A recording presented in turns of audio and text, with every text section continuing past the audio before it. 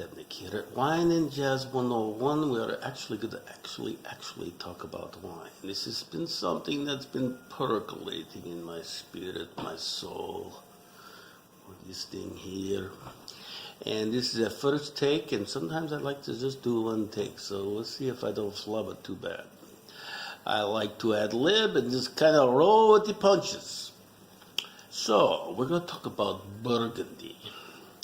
And I went to a wine shop not too long ago, and the guy that worked there, he didn't even know what a red Burgundy was, and he worked in the wine shop. Now you may not know this because you don't work in the wine shop, or you may know more about wine than I do. You know what I mean? Kelly Doherty kind of guy, or those people that know so much, and I know enough. Made a nice living doing something, right? So anyway, red Burgundy is Pinot Noir, and the white Burgundy is Chardonnay. And there's many different villages and this and that and levels and all this makes it very confusing. You got your Le Montrachet, which is a stupid amount of money. I mean, $1,000, maybe more. Then you got your Shoshana Montrachets, you got your Premier Cru, you got your Grand Cru levels of Montrachet and all these. You got your entry-level stuff like Macon Village, Macon Luni, and then things in between like Puy Foussé and just a nice inexpensive Bourgogne and all this stuff. And then you on the red side, you got the Gevrey Chambertin and the Chambon Moussini and some great wines, but usually the reds are way overpriced. And anyway, so what am I trying to tell you? I am rambling. I've mentioned a few things though, and here is my pet peeve. It used to happen when the people, wine wholesalers, salesmen would come in, and everybody's got their buzzwords, and they think they could use certain words to get away with it. And they can with some hacks that don't really know what they're doing, but I kind of knew what I was doing. Anyway, they used the word Burgundian.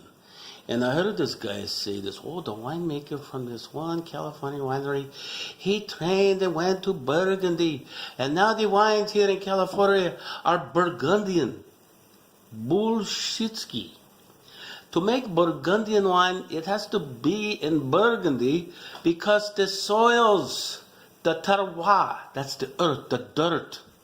And they don't get the sunshine like we do, especially in Chablis, which is northern Burgundy. That's another thing you may not know. Chablis, a true Chablis is 100% Chardonnay, and they can be steely, flinty, and the Grand Crus are off the charts. So anyway, it's like this analogy I came up with. It's like some guy that works for General Motors, and he's one of the upper management guys, and they send him over to BMW thing in Stuttgart or whatever, and he learns about their cars and how they do it and that's and that. Now, he come back here now to GM and go, okay, I make Bavarian cars now because I watched how they made the cars there in Germany. I don't know if that's perfect analogy, but I'm running with it. And what you gotta do? But I think you get my point. Burgundian wines are very hard to make in California. They're steely, minerality. They have different soils. And like I said, very importantly, they don't get the overripeness like we do. And we have these big Rambauer-esque bullshit over-oaked buttery things that are so popular. Every once in a while, especially in Oregon, some Oregonian guys can make some almost Burgundian wines. I'll give you that. All right. There's always an exception. Is that what I'm trying to say? Like I said, this is first take. I might run with it. I'm going to stop pretty soon before I say something really stupid. But it's kind of what I wanted to get off my chest. I feel good about it.